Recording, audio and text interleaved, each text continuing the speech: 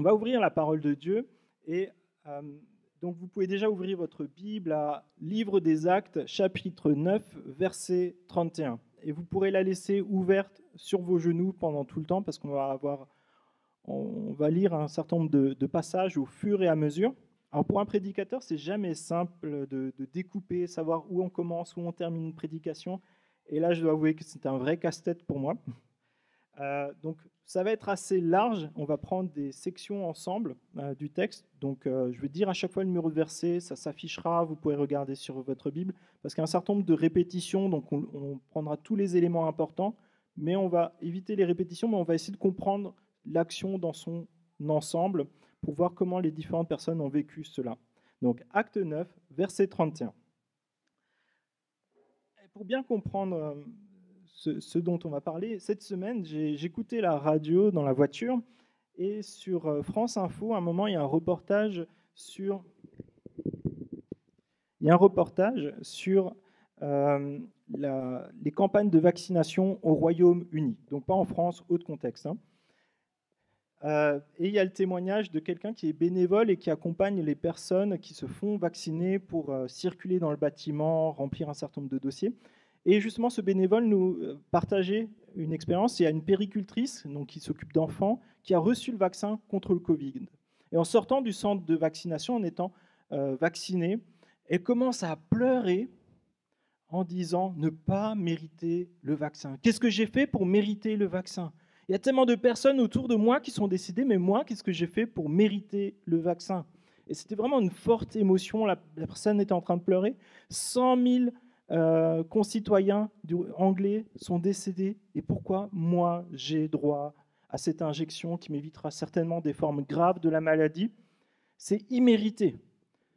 Et elle avait vraiment cette sensation de comme priver quelqu'un d'autre de cette dose de vaccin. Moi, j'étais très ému en entendant ça et je me suis dit, mais moi, comment j'aurais réagi à sa place? Est-ce que j'aurais eu cette intention?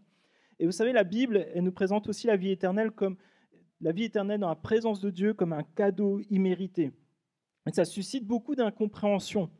Euh, un certain nombre de personnes font des remarques qui sont assez différentes et parfois même des personnes font les trois remarques en même temps. Certains vont dire, mais comment ça se fait que si peu ont accès au salut? D'autres diront, mais comment ça se fait que autant de personnes ont accès au salut? Comment ça se fait que des personnes qui ont fait des choses tellement mauvaises, il suffit simplement qu'elles se donnent à Christ pour profiter de la vie éternelle? Et parfois, une personne peut avoir les trois mêmes réflexions dans une seule phrase.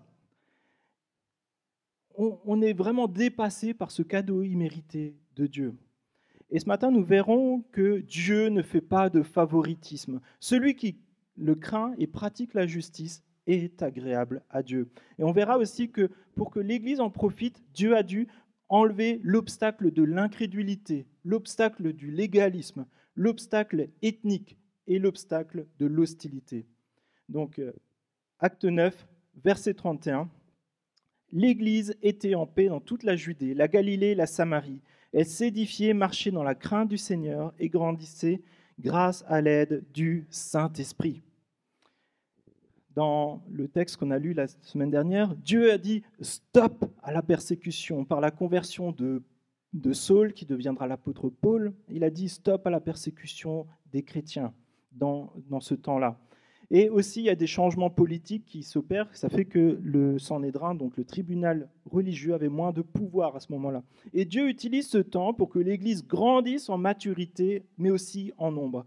Dans le livre des Actes des Apôtres, on voit que bien souvent, il y a un lien qui est fort entre la qualité de vie spirituelle d'une Église et aussi le nombre de personnes qui vont la rejoindre, qui vont vivre une nouvelle naissance. Notamment lorsque l'Église prend ses responsabilités spirituelles. On l'a vu à un moment dans le livre des Actes des Apôtres, dans un des récits qu'on a déjà lus, il y avait justement du favoritisme envers certaines communautés par rapport à d'autres. Et à un moment, ils ont dit stop, on va mettre de l'ordre là-dedans, on va déléguer 7 personnes qui vont s'assurer que tout le monde ait ce qui est nécessaire pour qu'il n'y ait plus de démunis dans notre Église. Et suite à ça, l'Église grandit, par exemple. Et nous verrons que l'apôtre Pierre est celui à qui Jésus a dit « Tu es Pierre, et sur cette pierre, je bâtirai mon Église ». Pierre a une responsabilité particulière et très importante pour l'extension du royaume de Dieu dans ces premières années de l'Église. Vous vous souvenez, Jésus, juste avant de remonter auprès du Père sur son trône céleste, il dit cela. Mais vous recevrez une puissance lorsque le Saint-Esprit viendra sur vous et vous serez mes témoins à Jérusalem, dans toute la Judée, dans la Samarie et jusqu'aux extrémités de la terre. Acte 1, 8. Et Pierre a la mission d'ouvrir les différentes étapes de la progression de l'Évangile. C'est le portier de l'Évangile. Mais il faut se rappeler que entre les Juifs et les Samaritains, c'était pas facile tous les jours. Ils avaient vraiment de l'animosité et c'était difficile pour eux de se retrouver ensemble. Mais là, au bout de quelques années, il y a un travail d'unité, de rassemblement qui se fait. Et on voit Pierre qui circule entre ces différentes églises, qui va vers les différents villages pour leur annoncer l'Évangile. Il y a une consolidation de l'Église par le Saint-Esprit. Et il y a encore une dizaine d'années, alors que Jésus montait sur la croix pour se sacrifier pour son Église, personne n'aurait imaginé que cela était possible. Vous savez, cette année, on fête les 10 ans du CNEF, le Conseil national des évangéliques de France. Pourtant, pendant des décennies, les différents courants évangéliques étaient froids, et c'était peu de le dire, entre eux. Mais un homme, celui à qui on ne s'attendait pas, lors d'une réunion, il a été poussé par le Saint-Esprit à demander pardon à une autre union d'église pour la médisance de toute son union d'église envers cette union-là. Il n'avait rien préparé, mais Dieu l'a saisi et lui a fait comprendre que là, ce qu'il vivait n'était pas juste. Quelques mois plus tard, d'autres unions ont demandé réciproquement pardon, d'avoir donné l'impression d'être meilleurs que les autres, avoir eu des paroles blessantes. Et avec le temps, ils ont appris que malgré les différences qu'ils pouvaient avoir, Jésus s'est sacrifié pour chacun d'eux. Il s'est sacrifié pour son Église. Et ça nécessitait de l'humilité, de la remise en question et le pardon. Mais ce sont des clés précieuses pour la croissance spirituelle de l'Église. Ne le négligeons pas. On a beaucoup de récits, et c'est biblique, de voir qu'à chaque fois qu'on s'humilie, qu'on se remet en question et qu'on fait des démarches de pardon, l'œuvre de Dieu grandit. Dieu a utilisé Pierre à plusieurs moments clés, donc à la Pentecôte à Jérusalem, lors de l'accueil des Samaritains dans l'Église, et à l'ouverture de la bonne nouvelle de Jésus-Christ jusqu'aux extrémités de la terre, jusqu'à Veneux, Moret-sur-Loing. Dieu renverse les barrières qui empêchent les personnes de croire, et il y a deux récits qui sont juste avant le point culminant de ce récit.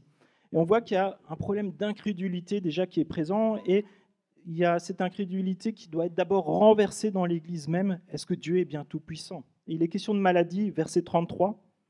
Pierre y trouva à Lyde un homme appelé Énée, qui était couché sur un lit depuis 8 ans parce qu'il était paralysé. Tous les habitants du village le connaissaient.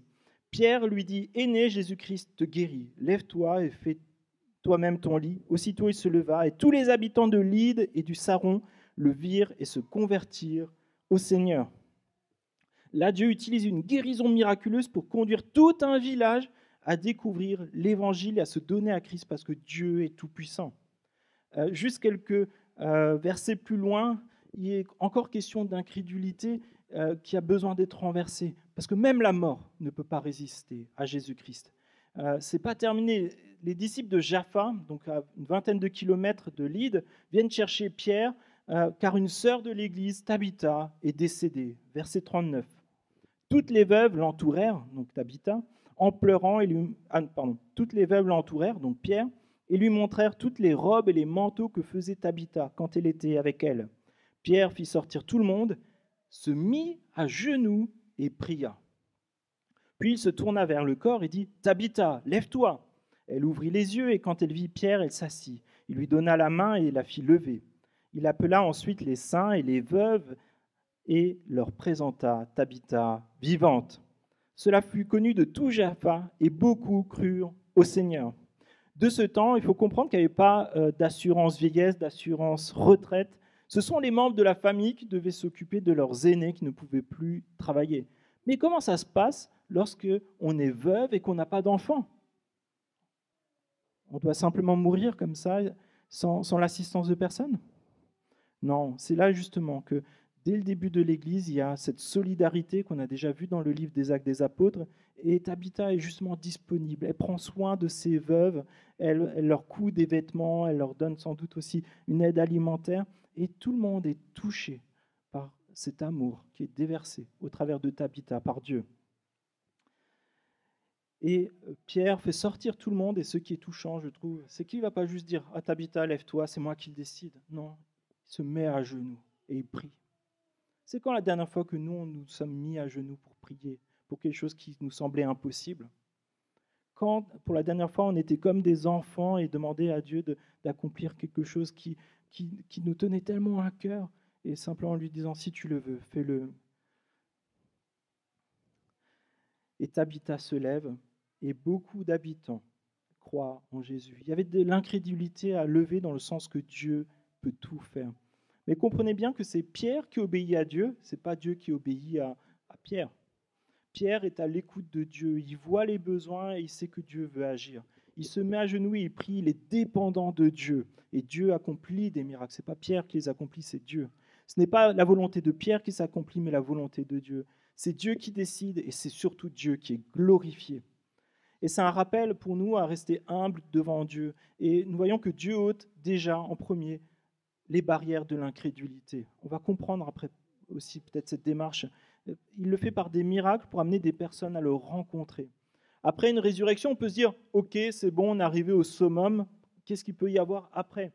Il y a justement cette dernière étape, jusqu'aux extrémités de la terre. On pourrait se dire c'est du gâteau après une résurrection. Mais non, on va voir que cette dernière barrière est vraiment la plus lourde finalement.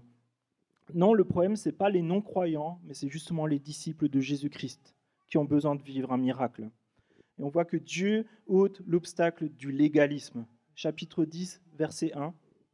Il y avait à Césarée un homme appelé Corneille, qui était officier dans la troupe romaine appelée cohorte italienne.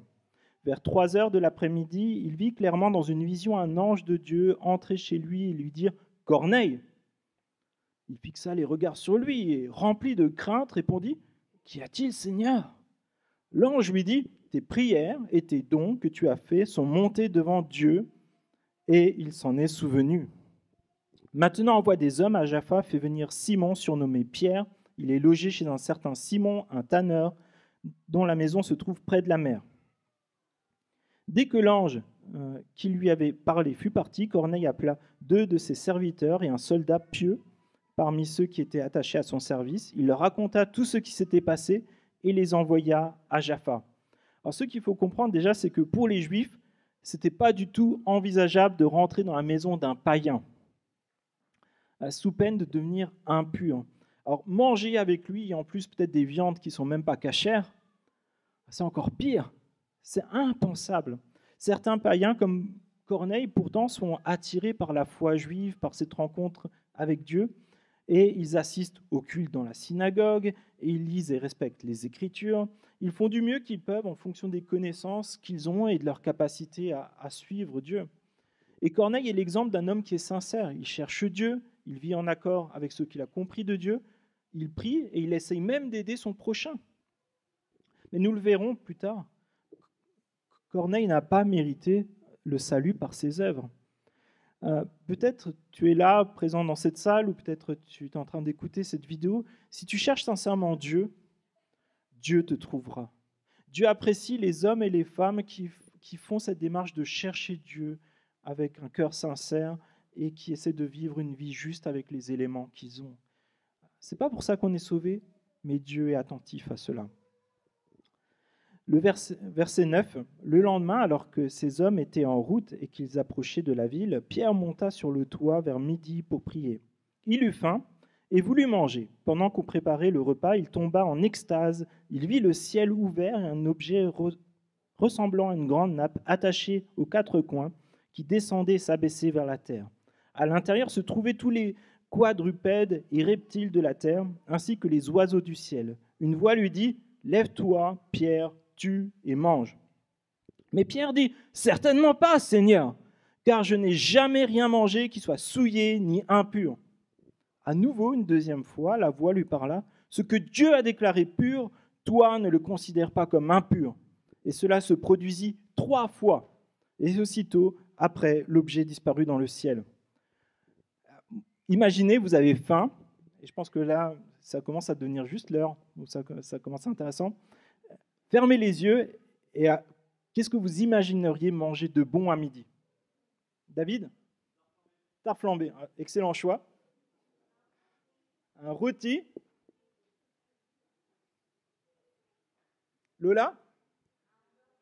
Un hamburger? Sylvia? Tu sais pas ce que tu veux manger, d'accord.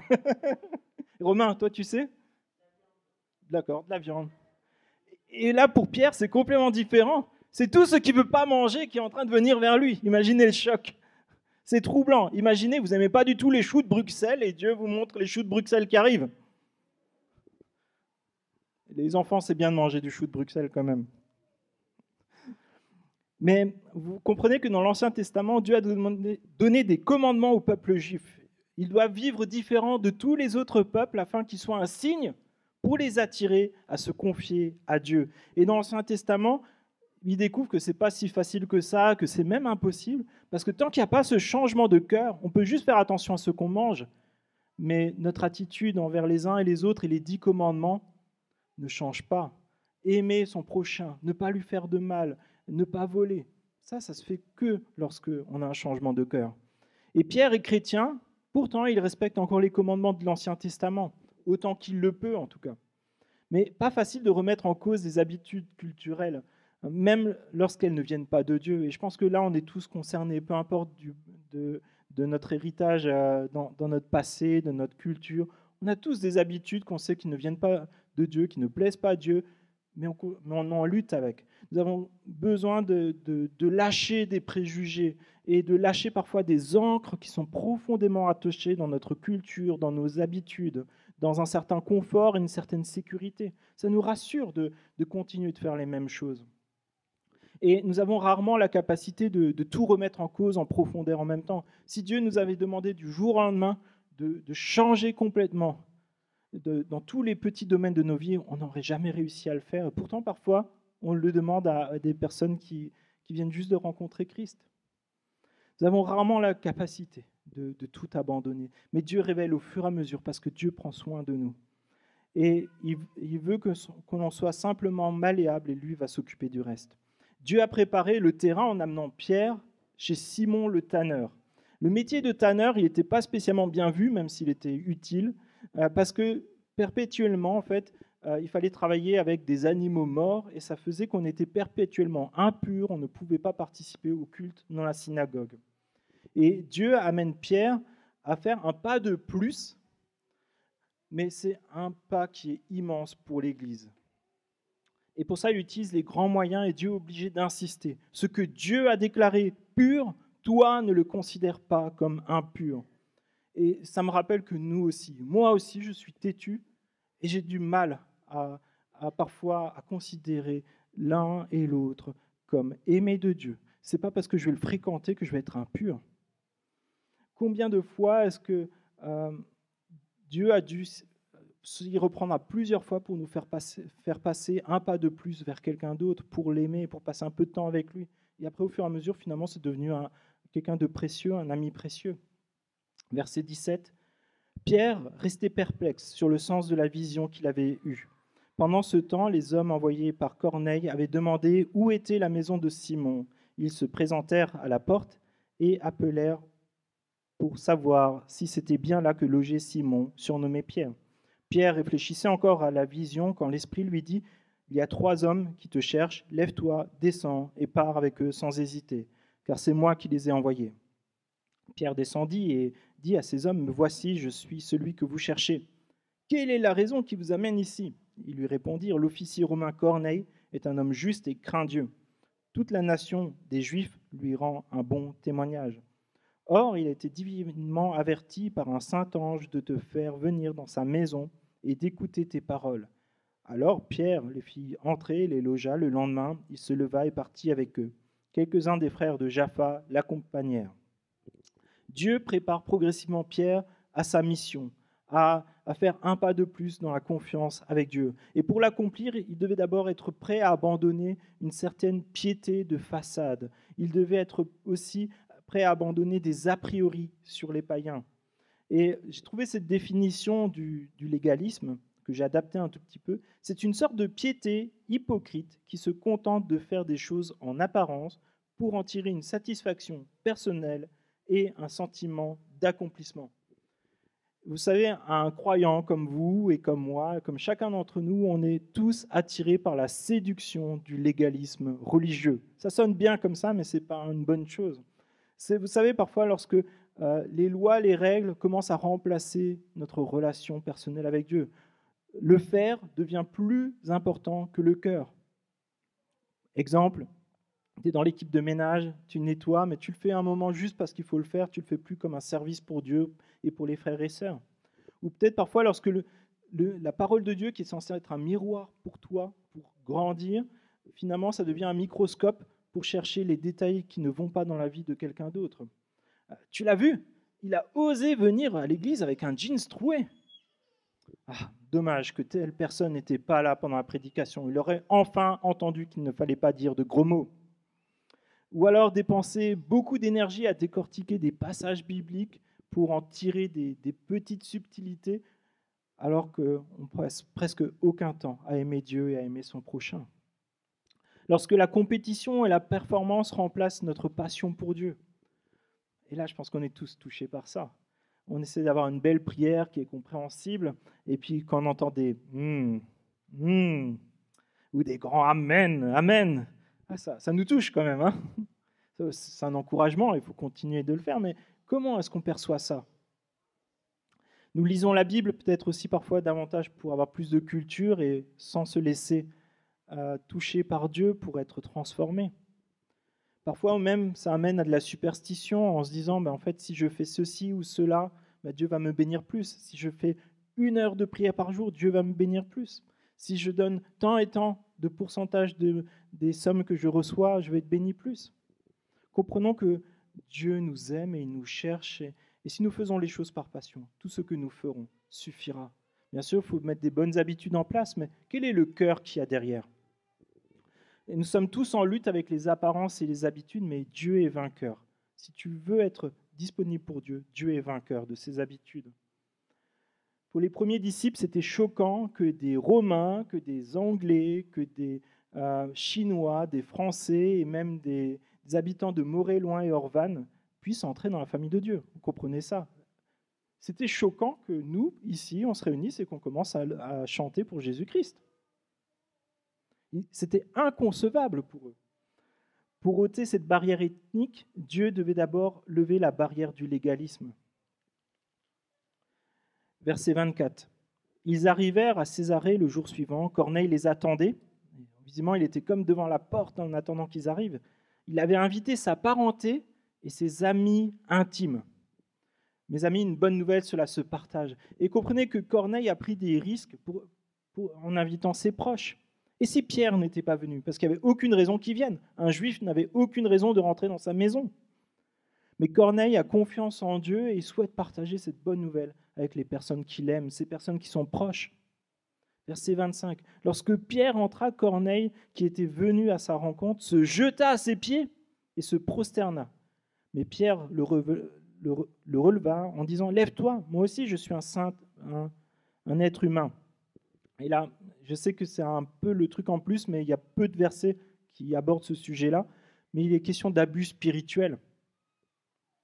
Corneille se jette aux pieds de Pierre et se prosterne, moment où tout le ministère de Pierre aurait pu basculer.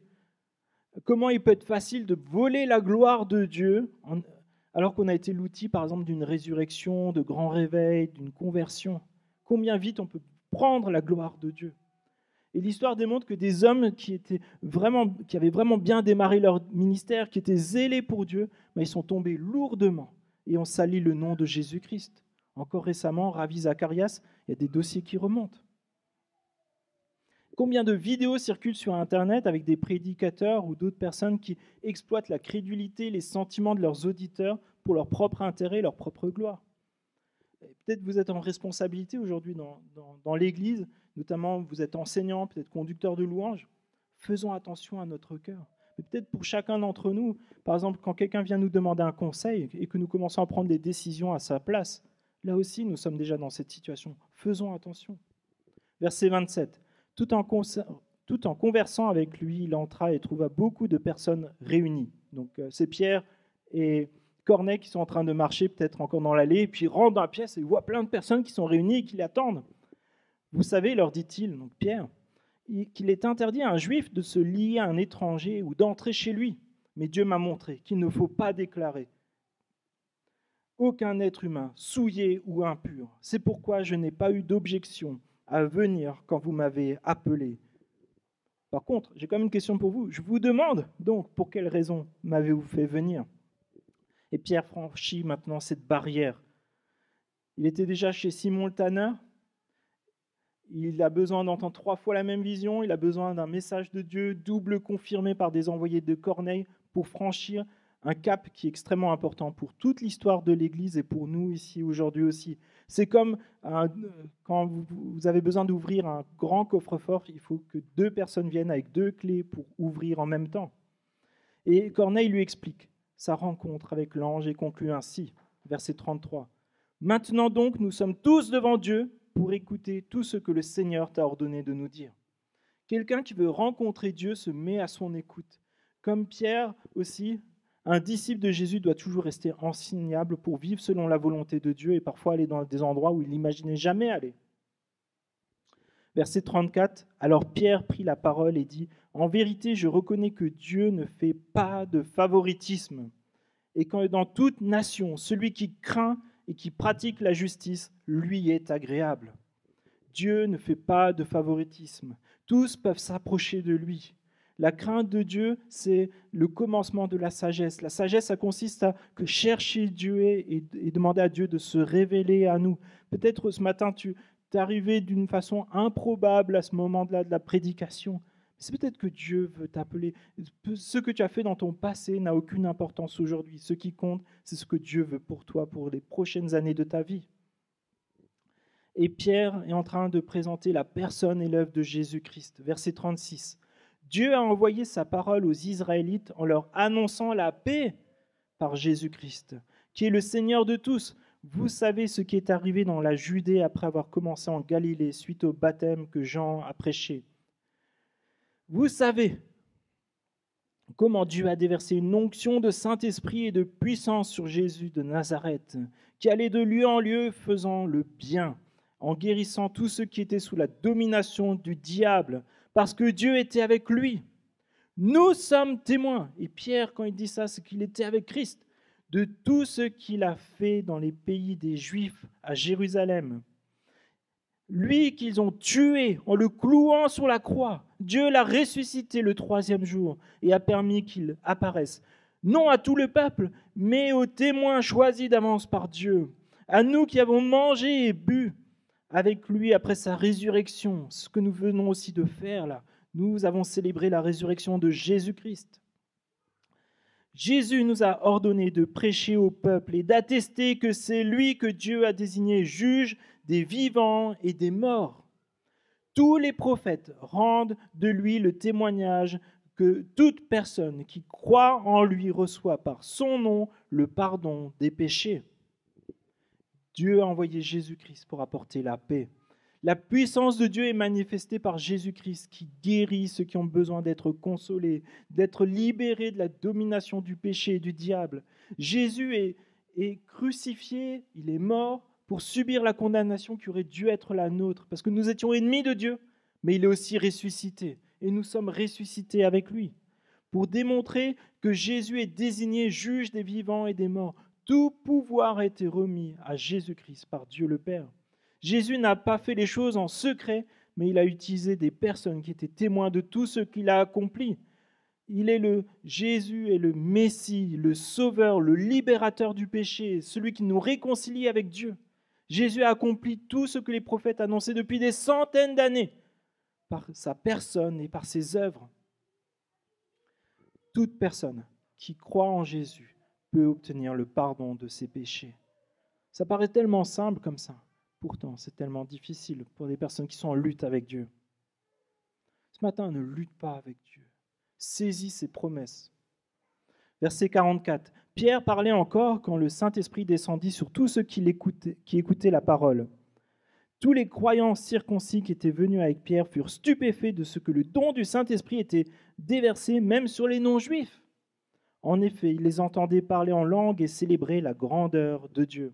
Alors Pierre dit, peut-on refuser l'eau du baptême à ceux qui ont reçu le Saint-Esprit tout comme nous? Et il ordonna de les baptiser au nom du Seigneur. Et lui demandèrent alors de rester quelques jours avec eux. Pierre parle encore et le Saint-Esprit lui coupe la parole. Pierre avait peut-être encore son programme, mais Dieu l'interrompt. Corneille et ses amis, suite à cette présentation de l'Évangile, ils placent leur confiance en Jésus-Christ. Le Saint-Esprit vient demeurer instantanément en eux. Le Saint-Esprit démontre que maintenant ils appartiennent à Dieu. Et ça se manifeste par différentes langues qui célèbrent la gloire de Dieu. Des langues qu'ils n'avaient pas apprises, mais que visiblement sont comprises par les personnes qui étaient présentes. C'est un choc pour les disciples qui étaient d'origine juive. L'Esprit de Dieu, comprenez bien ça, dans l'Ancien Testament, c'était seulement quelques personnes qui l'avaient momentanément. Là, depuis la Pentecôte, les chrétiens qui étaient juifs l'avaient reçu de manière pérenne. Mais comment imaginer que des païens, des gens qui ne nous ressemblent pas, qui n'ont pas notre culture des Écritures, puissent avoir l'Esprit de Dieu? Ça les a choqués. Et c'est pour ça que Pierre pose cette question dans ce sens-là. Peut-on refuser l'eau du baptême à ceux qui ont reçu le Saint-Esprit tout comme nous? Nous, on aurait dit, ah super, allez hop, on va dans le loin en face et hop, baptême, on serait content. Mais là, c'était un choc. Ils sont encore en train de se poser la question, mais on ne peut pas refuser aller à l'encontre de la volonté de Dieu. Le baptême au nom de Jésus-Christ, c'est un grand honneur qui manifeste que nous appartenons à Dieu, que notre identité se trouve désormais en Jésus-Christ et non dans nos origines ou dans ceux qui nous différencient. Christ rassemble les enfants en une seule église dont les disciples sont tous animés par l'Esprit de Dieu. Ce matin, si peut-être ça fait des semaines ou des mois que tu es en lutte avec Dieu pour s'engager avec lui, peut-être faire ce premier pas pour dire « Je veux confier ma foi en toi, je crois que tu es mon Sauveur et mon Seigneur ». Fais-le ce matin, c'est important. Peut-être ça fait des semaines ou des mois que tu es en lutte avec le baptême, tu te dis, ah, est-ce que j'ai vraiment besoin? Est-ce que c'est pour moi? Et ainsi de suite. Tu en as besoin. Prends position pour Christ. Dernier point, Dieu ôte l'obstacle de l'hostilité. Chapitre 11, verset 1. Les apôtres et les frères qui étaient en Judée apprirent que les non-juifs avaient eux aussi fait bon accueil à la parole de Dieu. Et lorsque Pierre monta à Jérusalem, ceux qui étaient circoncis lui adressèrent des félicitations. Non, des reproches, en lui disant, tu es entré chez des incirconcis et tu as mangé avec eux. Tu vois, encore moi je me serais dit, peut-être il aurait pu avoir un reproche du style, mais pourquoi tu as annoncé l'évangile de Jésus-Christ à nos ennemis, les ennemis de la nation? Maintenant c'est des frères, c'est quand même embêtant. Ils n'ont même pas dit ça. Ils ont dit, mais tu es entré chez des incirconcis et tu as mangé avec eux. Déjà ça c'était fou. Et en fait, ça veut dire que tu t'es associé à des personnes qui ne le méritent pas. C'est du légalisme, c'est du racisme, et en tout cas, c'est des forts a priori culturels. Tu es impur car tu as mangé avec eux. Fréquenter des personnes nous rendrait impurs. C'est ce qu'ils sont en train de dire. Mes amis, soyons francs, nous avons tous des a priori qui peuvent être un frein dans la manifestation de l'amour de Dieu envers les personnes qui nous ressemblent moins. Et je pense que nous avons chacun nos luttes avec cela. Des personnes où c'est beaucoup plus difficile de les aimer. Peut-être par leur façon de parler, leur façon de se comporter, des logiques qu'on ne comprend pas du tout, une façon peut-être parfois même pour des amis chrétiens de célébrer leur culte. Peut-être qui serait à l'aise d'aller dans certaines églises qui sont culturellement différentes. Je prends simplement un exemple qui est assez simple. Imaginez, vous êtes dans une région, il y a une seule église, c'est une église tzigane. Est-ce que vous y iriez? Chacun nos limites, on a chacun des luttes. Et Pierre explique alors ce qui s'est passé. Il explique la vision de la nappe, les 3 hommes qui sont venus le chercher, et surtout le récit de Corneille, à qui un ange demande de chercher Pierre et de l'écouter. Il te dira un message par lequel tu seras sauvé, toi et toute ta famille. Le message de l'Évangile était crucial. Ils avaient besoin d'entendre le message de l'Évangile, et pour cela, Dieu a tout dirigé, il a conduit, il a radio-guidé à la fois Pierre, Corneille, les envoyés. Verset 15, « Lorsque j'ai commencé à parler, le Saint-Esprit est descendu sur eux, comme sur nous au début. donc à la Pentecôte. Et je me suis souvenu de cette parole du Seigneur. Jean a baptisé d'eau, mais vous, vous serez baptisés du Saint-Esprit. Puisque Dieu leur a accordé le même don qu'à nous, qui avons cru au Seigneur Jésus-Christ, qui étais-je, moi, pour m'opposer à Dieu? Qui es-tu pour t'opposer à Dieu? Qui suis-je pour m'opposer à Dieu? C'est une question qu'on peut se poser ce matin. Dans quel domaine est-ce que je suis en lutte avec Dieu? Pourquoi est-ce que je m'oppose à Dieu? Et pour cela, nous nous opposons tous à Dieu d'une manière ou d'une autre. Nous avons tous des lubies qui nous détournent de notre vocation principale.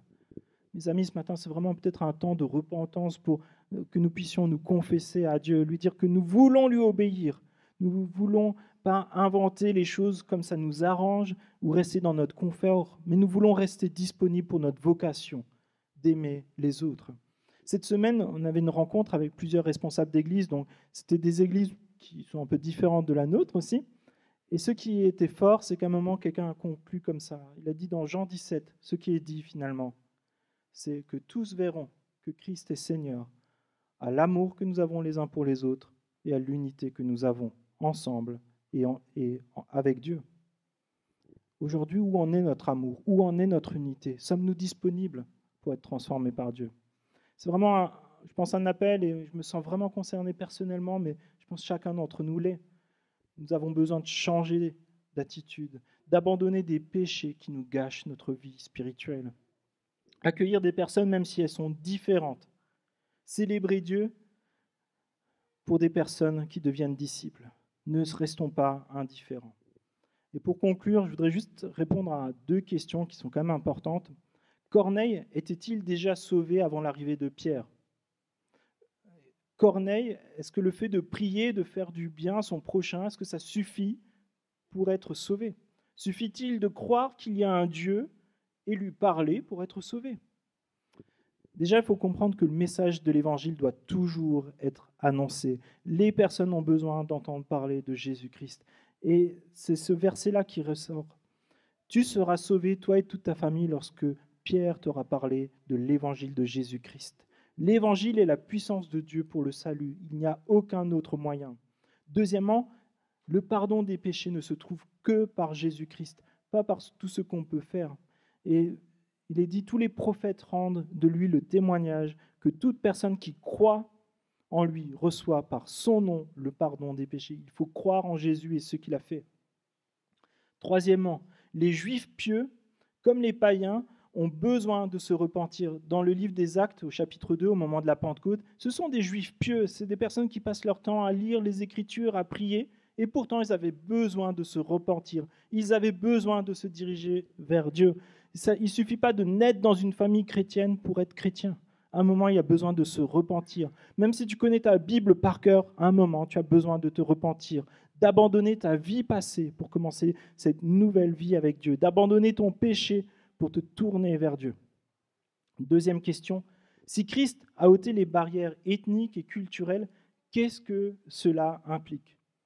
Personne ne doit être méprisé, évité, rejeté en raison de son origine ethnique, de sa culture, de traits physiques. Les chrétiens ne devraient pas participer à ce type de discrimination et c'est ce que nous avons comme valeur forte dans notre Église. Nous accueillons tous ceux qui ont besoin de rencontrer Jésus-Christ et de cheminer avec lui. Dans chaque groupe ethnique, Dieu appelle des personnes à le suivre. Ne jugeons pas qui mérite de le rencontrer ou pas. Annonçons l'Évangile à tous nos amis, toutes les personnes qui se présentent à nous lorsque nous en avons la possibilité. Ne disons pas celui-ci, je ne voudrais pas qu'il devienne mon frère. Je propose juste pendant ce temps que l'équipe s'installe, qu'on prenne 1 minute, juste peut-être de repentance, pour confesser à Dieu, là où nous avons besoin de faire un pas de plus ce matin. Oui, Père, c'est vrai que c'est tellement difficile parfois de se laisser modeler par toi. Nos cœurs sont tellement durs. Ce matin, avec mes frères et mes sœurs, et peut-être nos amis qui sont présents parmi nous, nous voulons nous présenter devant toi, te dire que nous sommes disponibles pour toi, que nous voulons te ressembler tous les jours davantage et que c'est le but de notre vie. Te prions, s'il te plaît, que ce matin, tu puisses vraiment nous sonder en profondeur et nous amener à mieux te connaître, à te ressembler davantage. Et nous voulons te laisser tous ces péchés, peut-être ces obstacles, peut-être cette discrimination, Nous voulons te confier tout cela. Nous voulons aimer comme toi, tu nous appelles à aimer. Nous voulons nous aimer, que ce soit un signe pour toutes les personnes qui nous entourent, que tu es Dieu. Nous voulons vivre l'unité en restant attachés à l'essentiel, à ton Esprit Saint qui habite au milieu de nous. Seigneur, je te prie, s'il te plaît, que tu puisses vraiment encore sonder nos cœurs ce matin et que nous puissions être cette Église belle devant tes yeux, où on voit l'amour, on voit l'unité. Je te prie ainsi dans le nom puissant de Jésus-Christ. Amen.